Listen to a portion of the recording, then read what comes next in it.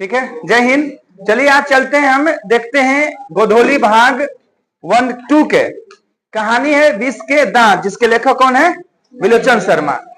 बार बार हम जब पढ़ाते हैं, स्टार्ट करते हैं, तो यही बताते हैं कि सबसे पहले लेखक के परिचय पढ़ते हैं कि लेखक का जन्म कब हुआ, कहाँ हुआ। अरे बहुत दूर के रहने वाले नहीं है, हम लोग के जिला के ही हैं, पटने के हैं, ठीक ना।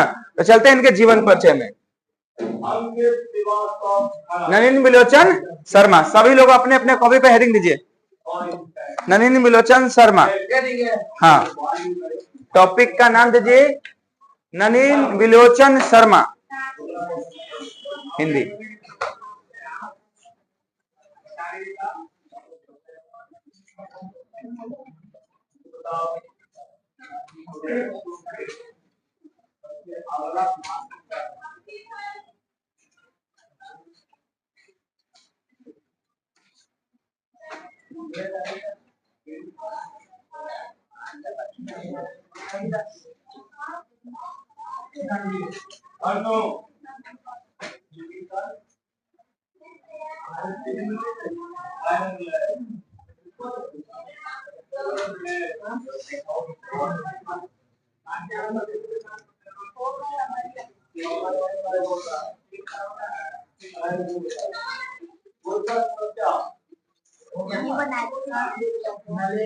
चलिए ठीक है। अब इससे जो प्रश्न आते हैं जीवन परिचय में से फिक्स है, आना ही आना है, और खासकर इस कहानी में से। बीच में और सारी कहानियां हैं, लेकिन उसे आए या ना है, लेकिन यहाँ से जरूर आना है।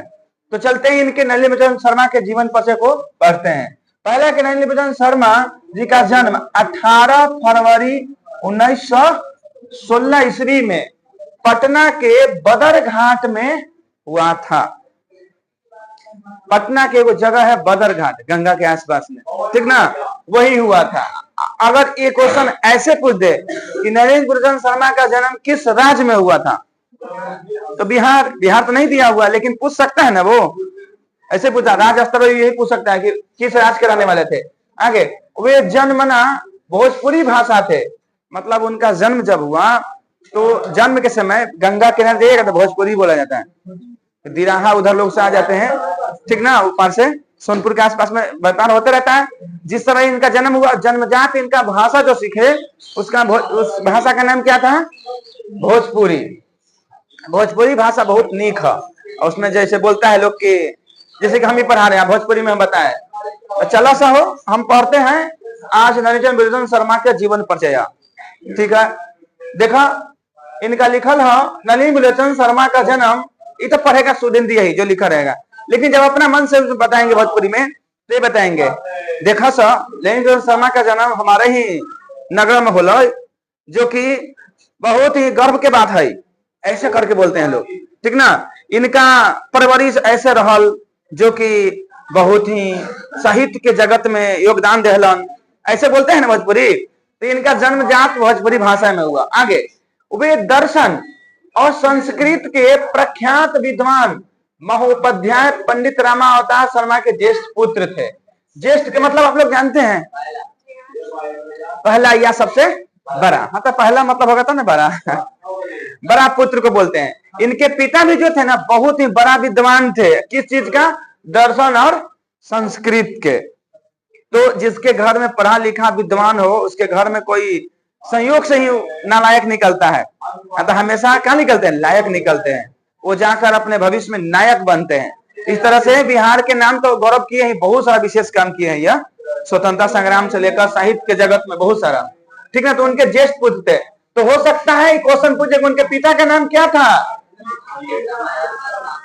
पंडित रामावतार शर्मा। आगे, माता का नाम रत्नावती शर्मा। जहां ऐसे हम गोला कर देते हैं, मतलब समझो को ऑब्जेक्टिव के लिए बन रहा है। अगर ऑब्जेक्टिव कराएंगे इसका, हम पहले पूछेंगे, नहीं याद रहा माता पिता का नाम, तो ओखनी हारेंगे, पीटेंगे, ठीक ना, डंडा हाइये है। आगे, उनके व्यक्तित्व के निर्माण में पिता पांडित्य के साथ उनकी प्रगतिशील दृष्टि की बड़ी भूमिका थी। मतलब जब विकास किए साहित्य के जगत में, पढ़ाई लिखाई में, तो उनमें सबसे बड़ा योगदान किनका है? उनके पिता का। उनकी स्कूल की पढ़ाई पटना कॉलेजिएट स्कूल से हुई। नाम सुने होंगे आप लोग, हम लोग तो पटना में पटना कॉलेजिएट, ठीक ना, हुई। और पटना विश्वविद्यालय से उन्होंने संस्कृत और हिंदी में एमए किया। मतलब एमए 2 विषय में किए हैं, संस्कृत में भी और हिंदी में भी। एमए का मतलब मास्टर ऑफ आर्ट्स होता है, माने उस विषय में मास्टर बन जाना। हम बोलते हैं कि मास्टर साहब, मास्टर इसलिए बोलते हैं कि वो सब चीज का जानकार है। जैसे हम हिंदी का ऑनर्स विद्यार्थी हैं, राजा सर अंग्रेजी के हैं, सब अपने अपने फील्ड का क्या है, ज्ञाता है। लेकिन हम लोग अभी बीए तक ही हैं, एमए अभी पूरा नहीं किए हैं, मास्टर नहीं हुए हैं। मास्टर वही होता है जो एमए कर लेगा, इसके लिए 2 साल का कोर्स होता है। अभी आप लोग से बहुत कोसों दूर है, अभी 10th में ही है, उसके बाद 12th करिएगा, फिर बीए कीजिएगा, तब जाके एमए करिएगा। अभी 5-7 साल समय है, ठीक ना। तो उन्होंने पटना से 2 विषय में, एक क्वेश्चन ऑब्जेक्टिव पूछ देगा यहाँ वाला कि पटना विश्वविद्यालय से किसने हिंदी और संस्कृत में एमए किया, किसने किया था।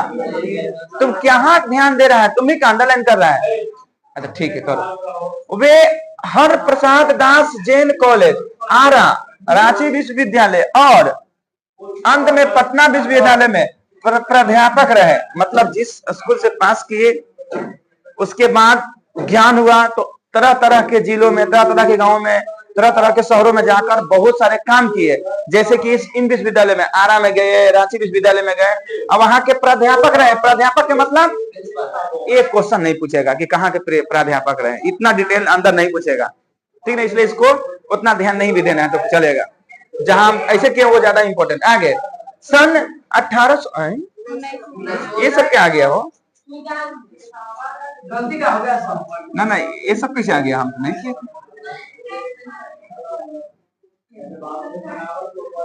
सन 1900 कितना बोलते हैं ना, बोल इसको कितना बोलते हैं, 1959 है। उठो देखो सही बताएगा, उठो जी बता। ये वाला 1959 है, गलत, तुम बता। हाँ 69 कैसे लिखाता है, 69। हाँ चलो पता है, गिनती पता है तो हाँ ठीक है। 1900 में बहुत लोग को 59, 69 और 89 में गलती होता है। आगे वे पटना विश्वविद्यालय के हिंदी विभाग के अध्यक्ष हुए और मृत्यु पर्यंत 12 सितंबर 1961 इस पद पर बने रहे। मतलब उनका निधन कब हो गया, 1961 में। देखिए 1961 और 1916 के बीच ये जो 2 कार्यकाल है ये बहुत इंपॉर्टेंट है। और इसके साथ साथ छोटका डेट भी याद रखना होगा, वहां पूछेगा ना तो ऐसे नहीं पूछेगा कि नवीन मिशन शर्मा का जन्म कब हुआ। जब कब हुआ तो पूछेगा ये 18 फरवरी 1916, 18 फरवरी 1924, 18 फरवरी 1923, 3 फरवरी 1916। तो आपको मतलब कि यही याद रखना पड़ेगा 18 फरवरी। अब मृत्यु जब पूछेगा तो भी पूछेगा 12 सितंबर लगा के, तो ये भी याद रखना पड़ेगा। तो ये टफ हो जाता है काम, छोटका डेट याद करना मतलब कि महीना के साथ याद रखना थोड़ा टफ होता है, लेकिन अभ्यास करते करते क्या हो जाएंगे, याद हो जाएंगे। पिछले साल 2023 की 24 में पूछा है यह कि 18 फरवरी 1916 ऑप्शन में था और उसमें 23 फरवरी 1916 भी था। जिसको 1916 याद करने से नहीं होगा, कौन याद करने से होगा, 18 फरवरी 1916 दोनों याद रखना पड़ेगा। तो इंपॉर्टेंट है, दोनों साथ में याद रखना है। निधन कब हुआ इनका, 1961। आगे हिंदी कविता में प्रपदवाद के प्रवर्तक, हाँ ये बहुत इंपॉर्टेंट है, एमबीबीआई टॉपिक है यह। हिंदी कविता में प्रपदवाद के जनक कौन है, मन हिंदी में एक नए सिरे से लिखने की जो शुरुआत होती है, कविता कहानी ये बताने के तरीके आम भाषा में, उसके सरल भाषा में उसी को बोलते हैं प्रपदवाद, ठीक ना। ये कविता के माध्यम से हो या कहानी के माध्यम से हो, उसकी प्रवर्तक माने उसकी शुरुआत करने वाले पहले व्यक्ति कौन हुए हिंदी में, नवीन मिशन शर्मा। उनके क्या है यह जनक, प्रवर्तक का मतलब जनक भी होता है, आप यहाँ जनक भी लिख सकते हैं। और नई शैली के आलोचनात्मक नवीन मिशन शर्मा की रचना इस प्रकार है, मतलब आप पढ़ेंगे इनके जितने सारे रचनाएं हैं, इन्होंने जितने भी जीवन काल में पुस्तकें लिखे हैं वो सब यहाँ है, लेकिन उनका सब लिखा हुआ यहाँ नहीं है, क्योंकि क्लास 10th में सीमा में है। अब माने कि लिखे होंगे कम से कम 80 गो टॉपिक, 80 गो कहानी, 80 गो निबंध, सब तो सब दे देगा आपको? नहीं, एकदम सीमा में दिया। 10 गो मुश्किल से दिया होगा, से ज्यादा नहीं। इस 10 गो में से भी बहुत 4-5 गो ही क्वेश्चन में आता है, लेकिन आपको 10 याद रखना है। ना पता कौन पूछ दे, कि जो इंपॉर्टेंट रहेगा हम बता देंगे कौन ज्यादा इंपॉर्टेंट है। तो इन्होंने दृष्टिकोण लिखा है, साहित्य आलोचना का दर्शन लिखा है, मानदंड हिंदी उपन्यास, विशेषतम प्रेमचंद, ये माने कि टॉपिक है यहाँ से लेकर यहाँ तक।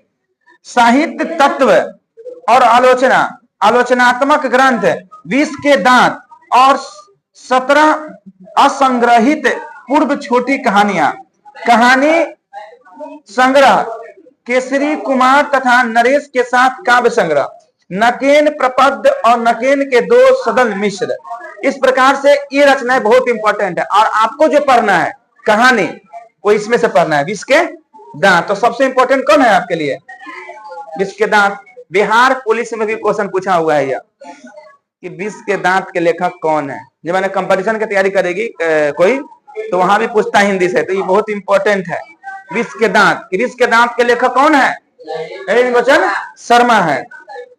अब बात रहा है कि इसमें इंपॉर्टेंट कौन कौन है सर, जो एग्जाम में ज्यादा आता है। तो इनमें 4 दिया हो तो 4-5 बहुत ज्यादा, लेकिन इसमें ये सबसे ज्यादा इंपॉर्टेंट है। दृष्टिकोण, साहित्य दर्शन, मानदंड ये नहीं है, साहित्य तत्व नहीं है, आलोचना नहीं है, हाँ ये है, नहीं है, हाँ ये वाला है एगो, नकेन प्रपद और 2 सदल मिश, बस इतना ही है। और सर बहुत सारे लिखे, लेकिन उतना नहीं है। आगे इसमें वो नकेनवाद लिखा हुआ है ना, नकेन, इसको नकेनवाद के वो दर्शन श्रृंखला चला, जो बिहार से और अन्य राज्यों से 2-3 गो लेखक थे, उसमें से ये भी थे, नलिनी शर्मा भी थे। चलिए ये तो हो गया, आगे पढ़ते हैं। अब आलोचना के अनुसार प्रयोगवाद का वास्तविक प्रारंभिक शर्मा की कहानियों से, नलिनी शर्मा की कविताओं से हुआ, और उनकी कहानियों में मनोवैज्ञानिक तत्व को उभर कर आए। मनोवैज्ञानिक समझता है तो सब, इसको अंग्रेजी बोलते हैं साइकोलॉजी। क्या होता है मनोविज्ञान? मन का विज्ञान, अर्थात किसी के मन के बारे में हम जानना। तो मन की बातें के बारे में हम 100% नहीं जान पाएंगे। जैसे मान लीजिए कि कोई अंक सोच रही है, हम बोलेंगे तुम कितना अंक सोची है, हम बोले कि मान लीजिए बोले इसको सोचो, तुम कोई अंक सोचो, 1 से 50 के बीच में कोई अंक सोचो, सोच ले। हम बोल दिए कि 25 सोची होगी, 24 सोची थी, हम सही बताएं? नहीं बताएं। लेकिन इसकी स्थिति को देखकर हम ये बता सकते हैं, अगर कहीं से आई एकदम हांफते हुए, एकदम आंख एकदम लाल लाल है, एकदम हड़बड़ाहट है, तो हम ये हम जरूर डिसाइड कर सकते हैं मन से पढ़ के कि जरूर कोई समस्या में है, और वो समस्या चाहे कोई भी हो। तो इस तरह से मन के भावों को पढ़ लेना ही क्या होता है? मनोविज्ञान। पूर्णतः उसके मन की बात को हम नहीं जान पाते हैं। अगर ऐसे कोई जानने लगे तब तो जानती है क्या होगा, तबाही मच जाएगा। वो भी झूठ है, बाबा का सच है। तो अगर मन की बात मैंने बता दिया ना, मन की बात है, तो हम जितना मेरा संपत्ति लिख देंगे। चलो मन में हम सोच रहे हैं, वो बात सोच रहे हैं, बताओ हम क्या सोचे हैं। ऐसा अभी तक धरती पर किसी का जन्म नहीं हुआ है ना कि कोई किसी के मन के बारे में जो सोच रहा है वो बता दे। हो ही नहीं सकता ऐसा। ये शक्ति ईश्वर ने सबके अपने आप में ही दी है, किसी के दूसरे के नहीं। अगर मान लीजिए अगर ऐसा हुआ, जान है क्या होगा? सबसे पहले एग्जामिनर के बारे में सोचेगा। चलो सोच लेते हैं, काका तो सोच रहा है, पहले ही सोच के विकास धर लेगा, तो सबसे टॉप वही पहले कर जाएगा। हो सकता है ऐसे ना। मान लीजिए कि ये अपना मोबाइल रखी हुई है, हम सोच लिए कि इसका पासवर्ड क्या है, ये सोच रही है, पासवर्ड पता, सब पूरा बैंक खत्म कर देंगे अकाउंट है। गुप्त बातें अगर किसी के बारे में आप जान जाइए, मान लीजिए हम पैसा कहीं बाजार में गाड़े हुए हैं, हम सोच रहे हैं, आप हमारे सोच को पकड़ लिए आप, तो क्या होगा? ऐसे लेकिन नहीं होंगे, ये सब काल्पनिक बातें हैं। हाँ, कोई सिद्ध पुरुष हुए हैं जो किसी के बारे में दूसरे के बारे में बता देते हैं, सच बात है। ये बातें नहीं कि क्या सोच रहा है, लेकिन सच बातें बता देता है। तुम क्या किया है, कितना दिन क्या कर रहा है, ये बातें बताने वाले हैं, कोई सिद्ध पुरुष को बोलते हैं, जिसके ऊपर भागवत धर्म का या ईश्वरीय गुण होता है, जिसको बोलते हैं कि सिद्धि प्राप्त कर ले। आग में चल जाएगा, कुछ नहीं होगा, गर्म पानी में हाथ डाल देगा, कुछ नहीं होगा। तो वैसे लोग हैं, इस पर विश्वास करते हैं हम। लेकिन ऐसा नहीं कि किसी के मन के बारे में जान जाओ। बागेश्वर बाबा क्या बोल रहा है, लुच्चा आदमी के बारे में। धर्म के बारे में जानकारी होना, धर्म के बारे में बोलना अलग बात है। धर्म एक सभी को जोड़ के रखने के काम करता है। वो क्या कहते हैं, हिंदुओं को जोड़ो हम मुसलमान को भगाओ, माने मुसलमान दूसरा है नहीं ना। सभी लोग देश के वासी हैं, सब लोग मिलजुल कर रहे। ठीक है, आगे आलोचना में वे आधुनिक शैली और उनकी कहानियों में, अच्छा हो गया, समर्थक थे। चलिए आगे करते हैं।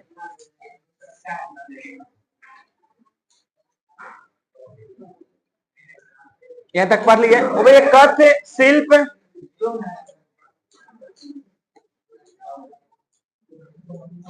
भाषा आदि सभी स्तरों में नवीनता के आग्रही लेखक थे। मतलब जब ये लिखे तो उसमें कथा भी बहुत अच्छा रहता है। शिल्प के मतलब होता है कि चित्र बनेगा तुम्हारे मन में, ठीक ना। शिल्प कला के अंदर आते हैं। भाषा इतना आसान, जब पढ़ेगी ना 20 के दांत। कोई पढ़ा है इसमें सभी की? नहीं पढ़ा है। हाँ, वर्गा तो है। हाँ। आगे नवीनता से मतलब नया सिरे से बताते हैं यह।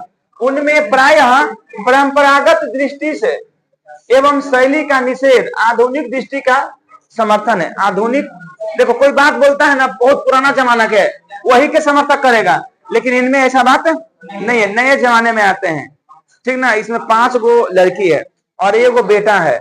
दोनों को पढ़ाने लिखाई में फर्क करता है उसका बाप। वो कहानी के बारे में बताते हैं। तो पहले बहुत अच्छा कहा जाता है कि लड़की को मत पढ़ाओ, लड़की को घर में रखो, लड़की के बारे में एकदम पर्दा में रखो और लड़का को पढ़ाओ। क्या आज के लोग ऐसा सोच रखते हैं? नहीं रखते हैं। आज के लोग देखिए, लड़की भी आई हुई है और लड़का भी है। आज से 50 साल पीछे जाओ, जितना बूढ़ा बूढ़ी होगी सब अनपढ़ मिलेगा। और आज जाओ 10 साल पीछे, सबके मम्मी पढ़ी लिखी मिलेगी सबके। तो लड़कियां क्या हो रही है? पढ़ रही है। समाज में मानसिकता में बदलाव आ रहे हैं। तो ऐसे बदलाव के ये पक्षधर हैं, मतलब ये सपोर्ट करते हैं कि लड़की भी पढ़ना चाहिए। कई लोग मानते हैं जो नहीं होना चाहिए। जब वेद पुराण में है बात नहीं, लड़की के पढ़ने के लिए माना है। लड़की को सैनिक में जाना, लड़की को टीचर बनना, लड़की को डॉक्टर बनना मना है भारत में। और कहा? पूरे भारत में। अभी नहीं, वैदिक सभ्यता जब चलता था, कुछ स्त्रियों को छोड़कर इतना नीचे रख दिया गया कि इतिहास जब पढ़ते हैं तो कभी कभी अपने इतिहास पर मलिन हो जाते हैं कि भारत के इतिहास कैसा रहा। आप 2 घटनाएं के बारे में बता रहे हैं, जान हैरान होइएगा कि क्या भारत ऐसा इतिहास लिखा है, इतिहास ऐसा रहा है। लड़कियों में इतना बदतर काम किया गया है केरल में कि वहां स्तन टैक्स दिया जाता था। स्तन टैक्स, त्रावणकोर जगह है वहां पर ही। नांगली नाम के वो स्त्री थी, वो अपनी स्तन ही काट दी। ये ठीक है, मरना ही सकूल है। जब मेरे इज्जत ही प्रतिष्ठा नहीं बचेगा तो जी के हम कहाँ करेंगे। उसके कारण फिर वहां से खत्म हुआ, एक बलिदान देना पड़ा। स्तन समझ रहे हैं आप लोग ना? स्तन टैक्स का मतलब होता था वहां पर ही कि स्त्रियां केवल यहाँ से कपड़ा पहन के रहेगी, ऊपर से कपड़ा नहीं पहनेगी। ये बहुत अच्छा संस्कृति है। हाँ जी, भारत में ना केरल है। हाँ, केरल में मलयालम, हाँ मलयालम, ठीक ना। तो इस तरह से बहुत सारे लड़कियों का किया गया, दबाया गया है। तो इतिहास पर हम गर्व भी करते हैं, कभी कभी मलिन भी हो जाते हैं। इस तरह से आया है। मलिन तो मतलब नहीं होना, दुखी होना कि हमारे देश में ऐसे भी लोग रहे हैं। ना तो अगर आज से 80 साल पहले या 200 साल पहले लड़कियों को आगे किया जाता था, भारत और कहीं प्रगति होता, नीचे नहीं रहता। ठीक, आगे पढ़ते हैं। अब उन्होंने अनेक पुराने शब्दों को नया जीवन दिया, जो आधुनिक साहित्य में पुनः प्रतिष्ठित हुए। मतलब नए नए शब्द का इसमें भी जो माने कि जोड़े, संस्कृत में अनुवाद करके या इंग्लिश में जो थे उसको नया नया जोड़ के हिंदी में प्रतिष्ठित किया। जाना है आपको?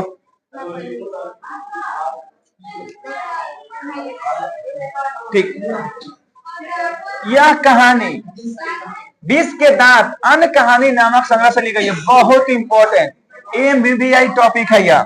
क्वेश्चन पूछेगा कि 20 के दांत कहां से संकलित है। सो रही है जी।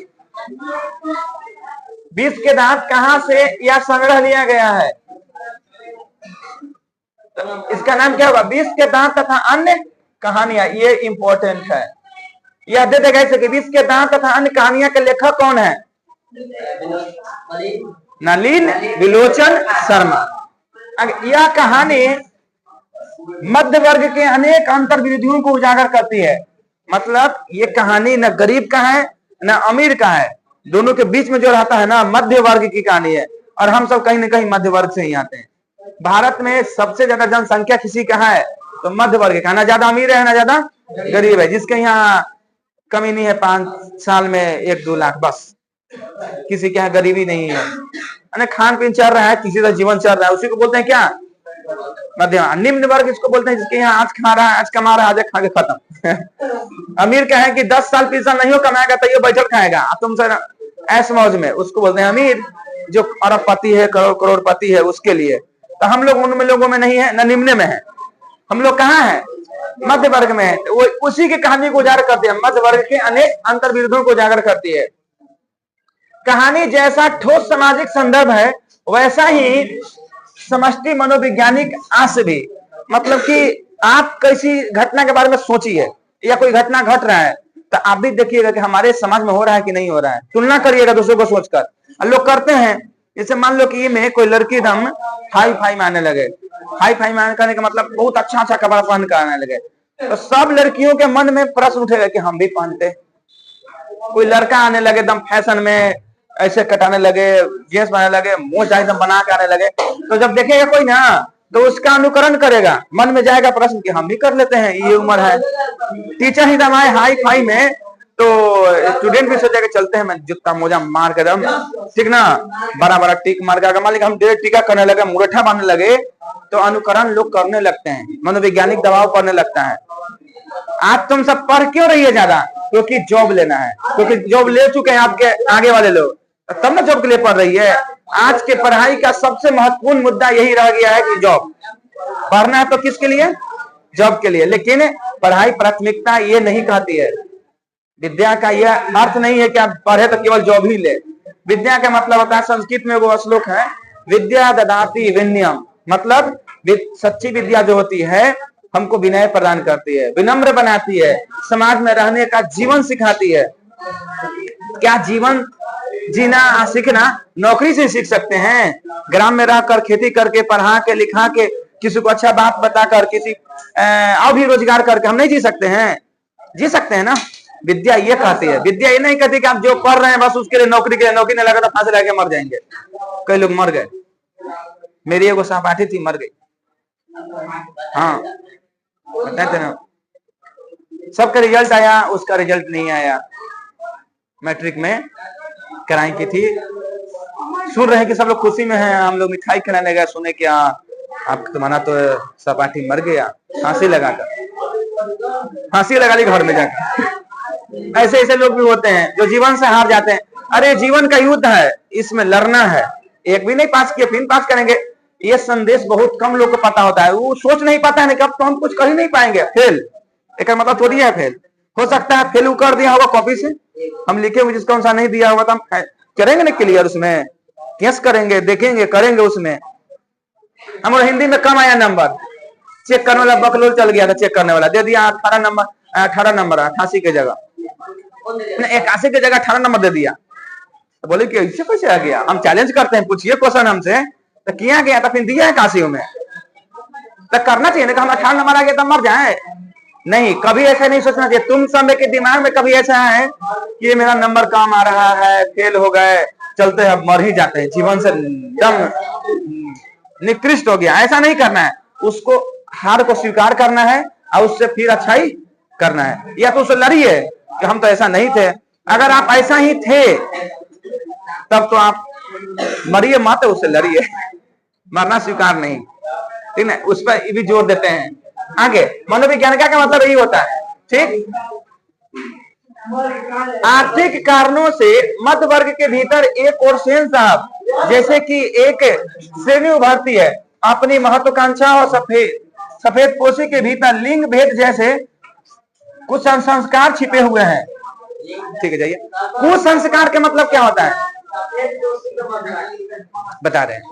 सफेद पोशी के मतलब होता है वैसे लोग जो ऊपर ऊपर बहुत अच्छा बात बोले, तो हम सदा जीवन जिए, हम बहुत रंगीन जीवन जी रहे हैं, तो हम उलट ना हो गए। एक कहानी में देखिएगा कि एक बाप जो है जिसका नाम है सेन साहब, उनका एक बेटा है जो गाड़ी का शीशा फोड़ देता है। तो वाह बेटा वाह वाह, इंजीनियर बनेगा, तू देख रहा है उसमें से निकाल के, माने कि नटखट करने में उसको कहा दिखाई दे कि इंजीनियर है।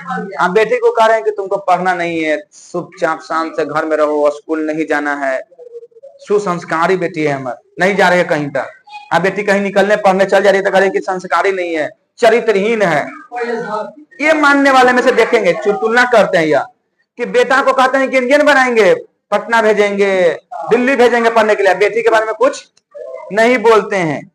तो ये क्या कर रहे हैं, लिंग भेद कर रहे हैं। वो लिंग भेद निकल होगा कहीं, है ना, लिंग भेद करते हैं, बेटा के लिए अलग, बेटी के लिए अलग। आज भी समाज में ऐसा देखिएगा कि बेटा जा रहा है प्राइवेट में, बेटी जा रहा है सरकारी में। ये कहीं दूर की बात नहीं है, आप अपने आसपास या अपने घर में देख लीजिएगा, तुलना मिल जाएगा। लड़की अगर कहने लगे कि सर हम जाना चाहते हैं खान सर के पास पढ़ने, और वहीं रहेंगे, तो जानते हैं आप पर समाज अमरी उठा देगा। लड़की जाएगी पटना रह के पढ़ेगी, ये हम लोग के सोच में बना हुआ, लेकिन मेरी सोच में ऐसा नहीं है। क्यों नहीं पढ़ सकती जाके? लड़का जाके हॉस्टल में रह सकता है, लड़की नहीं रह सकती है? रह सकती है। लेकिन आप कभी एक बार बोल के देखिएगा तो घर है, लड़की लोग के बोल रहे हैं घर है कि हम खान सर के पास जाएंगे पढ़ने, इधर पढ़ाई अच्छा नहीं हो रहा है, खान सर बहुत अच्छा है, पटना में जाकर रहेंगे हॉस्टल में, डेली पढ़ेंगे, जाएंगे घूमेंगे पटना में। तो देखिएगा क्या कहते हैं, सीधे वहां पर ही कहेगा ऐसे मिलेगा, ऐसे ही रिजल्ट। हमसे कोई पूछे तो हम ऐसे कहते हैं ठीक है जाए तो, और क्या सही बात है, क्या नहीं, तुम जाकर रह सकता है पटना, लड़की नहीं रह सकती है, ठीक ना, रह सकती है ना। ये समानता होनी चाहिए, न कि असमानता। इसके पक्षधर है यह असमानता के, ठीक ना, असमानता के, असमानता के तो विरोधी हैं। ये चाहते हैं कि दोनों क्या रहे, समान रहे। अब वो कहानी को इतना रंग मचता से बताए हैं, फिल्माया है कि समझ में आएगा कि बेटी क्या है बेटा क्या है, और दूसरे के साथ भेदभाव कैसा करते हैं। क्या है, हाँ, कई लोगों का सामाजिकता में यही बचता है कि जब तक बेटा ना हो तब तक बच्चे होते रहे, और उसके फिर बेटा के बारे में 5-10 को कर लेते हैं सब। हमारे गांव में ऐसा मिला है, हाँ। लेकिन जब तुम देखेगा ना तो माता पिता के सेवा सबसे ज्यादा बेटियां ही करती है, बेटा कम। बेटा नालायक होते जा रहा है आज के समय में, सब नहीं, अधिकतर लोग। मेरे गांव में एक जॉब लगा हुआ है जिसका नाम नहीं बताएंगे, कैमरा के सामने है ना, कोई बोल देगा, वो यहाँ आता है पढ़ने। माँ बकरी चरा के रहती है, उसकी बहन बकरी चराती है, घर में लड़ाई झगड़ा, तू समझ गया ना। हो उन नालायक बेटा को कहा जाता है, मेरे पिताजी बोलते हैं कि कंधा पर बैठा कर पानी में चढ़ा, पानी पहले होता था ना, स्कूल में ले जाती थी, कान्हा बैठा कर अपने पानी में, एक हाथ बसता एक हाथ ऐसे अपने ही जाती थी, लुगा को ऐसे करके ले जाती थी मर्द की तरह। और उसका जॉब लग गया है तो आज माता को जी छोड़ा हुआ है, जाएगी इतना ऐसा लगा मुसहरनी की भिख मंगनी बैठी हुई है। समझ गए तुम किसको हम बोल रहे हैं? ये क्या वो बेटा के लायक है? मेरे सामने जिस दिन डिबेट होगा ना कह देंगे हरामी है तुम, बाप तो मर गया, कम से कम माँ को तो ले जाओ, माँ के कभी देखने के फिर में नहीं आता। तो ऐसे बेटा को बेकार है, दोनों भाई है, लेकिन एक कम से कम तो है ना सामने, नहीं कर रहा है वही ना,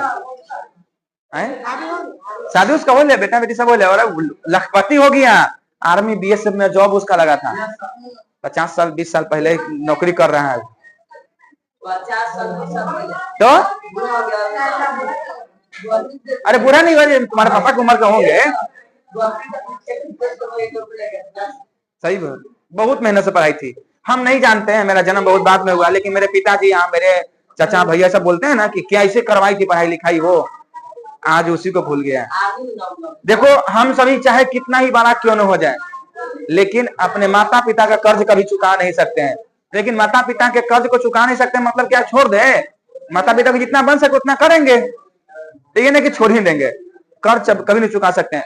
कभी बड़ा नहीं बन सकते माता पिता से, चाहे माता पिता अनपढ़ हो चाहे पढ़ल हो, आप उससे बीए कर लीजिए, एमए कर लीजिए, आप उनसे कभी बड़ा नहीं हो सकते, उनके नीचे ही थे और नीचे ही रहिएगा, और नीचे रहने में ही भलाई है, ठीक ना, ऊपर जाने भलाई नहीं है। घमंड में रहने से कोई फायदा नहीं है। आगे चल के आपका भी बेटा होने वाला था, परवरिश सीखेगा कि तुम बाप माँ के किया था कि हम तुमको करेंगे, जाओ लाठी मार के भगा देगा तुमको।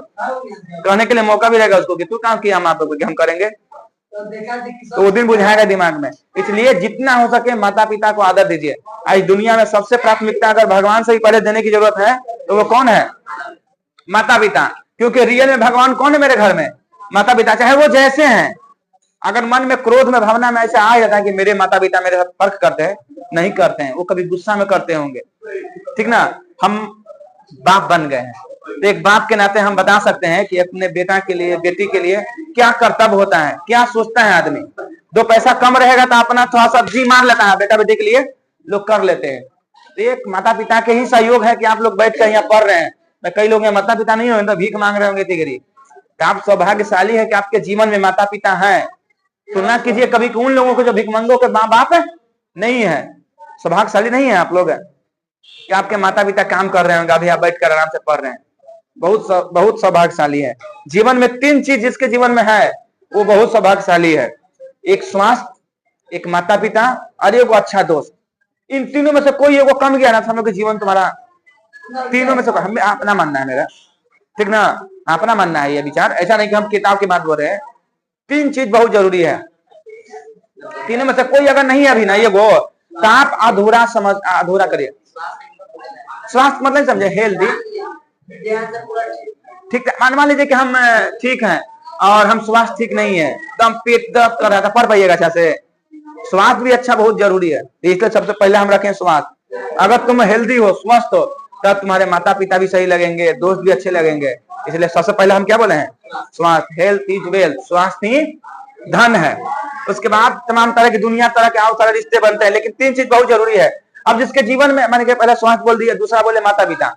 माता पिता नहीं है तो आपका नेतृत्व करता नहीं रहेंगे।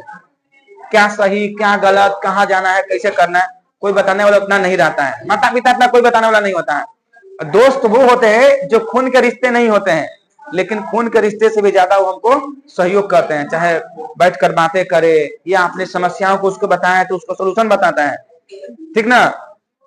मेरे जीवन में कई सारे दोस्त आए, कई सारे दोस्त गए, कई सारे दोस्त अभी हैं, रहेंगे, इसका हम गारंटी नहीं लेते हैं, लेकिन 1-2 पे है कि रहेंगे भी। दोस्त भी बहुत जरूरी बनाना है। आई दोस्त के लिए हम ऐसा नहीं कहते कि लड़की लड़की से करेगा, लड़का लड़का से ही करेगा, दोनों में से किसी के साथ हो सकता है। ये जीवन का सच्चाई है, ठीक ना। चलिए इतना पढ़ लिए आगे। लेकिन दोस्त भी सबसे अच्छा अगर कोई है जीवन में, जानते हैं कौन? माता। माता से बड़ा कोई दोस्त ही नहीं है। हाँ, किताब है नहीं, माता।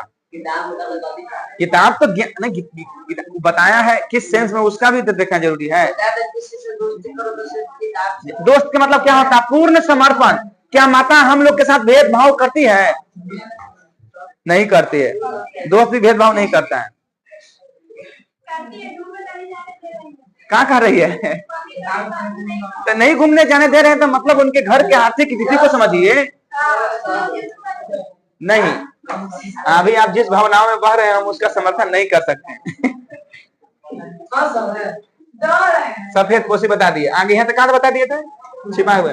तो दूसरी ओर गिरधर और नौकरी पेशा निम्न व्यक्ति की श्रेणी है जो अनेक तरह की थोपी गई विदेशी बीच के अपने अस्तित्व में बहादुरी एवं साहस के साथ बचाए रखने के लिए समर्थन करते हैं। संघर्षता है मतलब आप देखिएगा कि समाज जिस तरह से जी रहा था उस तरह से नहीं जी रहा है, दूसरों का अनुकरण कर रहा है।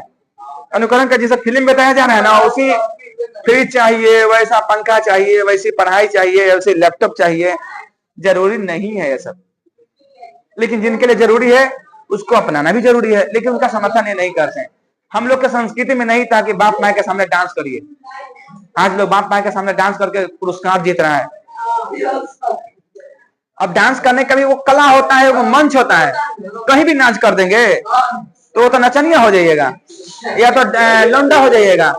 नाचने का भी वो मंच होता है जहां पर आपकी एक संस्कृति है। आए हाँ, अब देख पर सही बोला वो। अभी देख ले इंस्टाग्राम, पता नहीं कहीं कौन देख ले कुमार से पहले।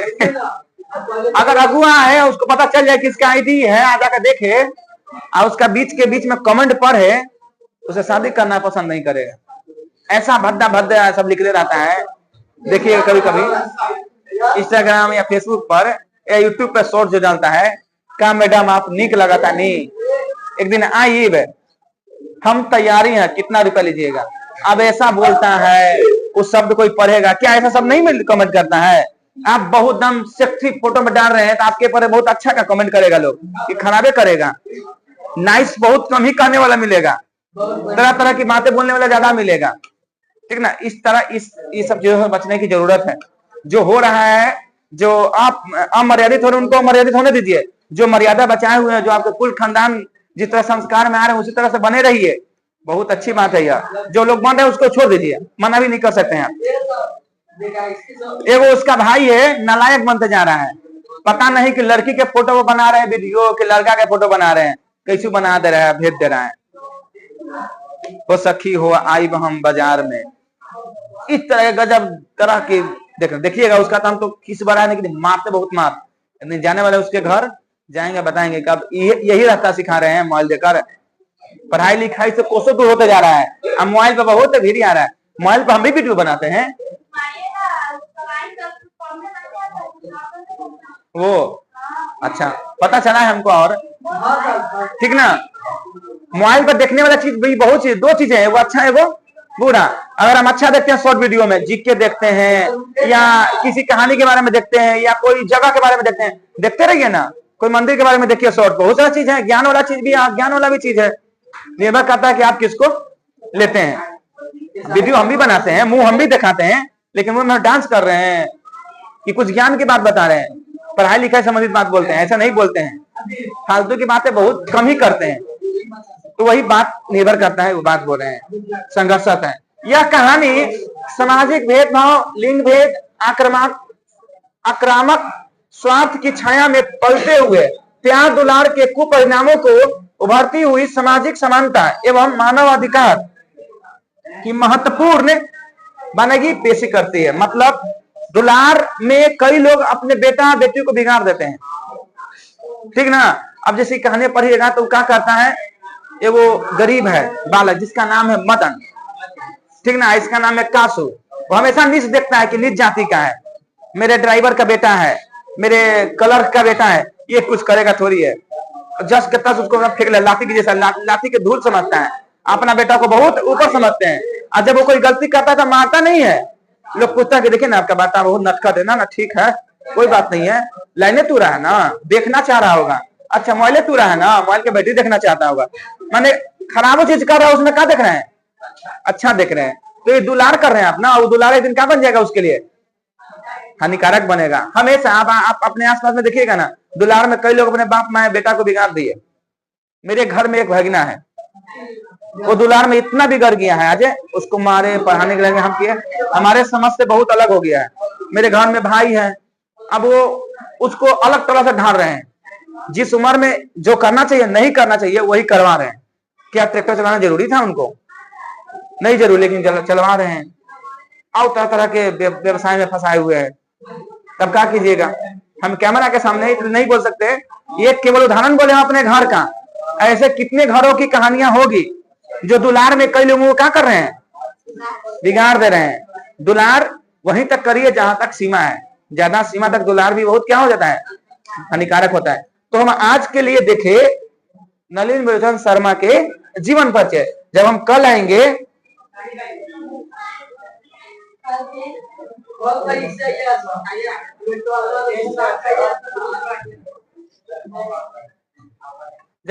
तो हम इस कहानी में चलेंगे। आज के लिए हम केवल जीवन परिचय में ही रहेंगे, ठीक ना। और ऑब्जेक्टिव बन रहे हैं, ऑब्जेक्टिव और सब्जेक्टिव दोनों मिला के एक बार टेस्ट ले लेंगे, ठीक ना। तो आज के लिए इतना ही रखते हैं, कल मिलते हैं। जय हिंद।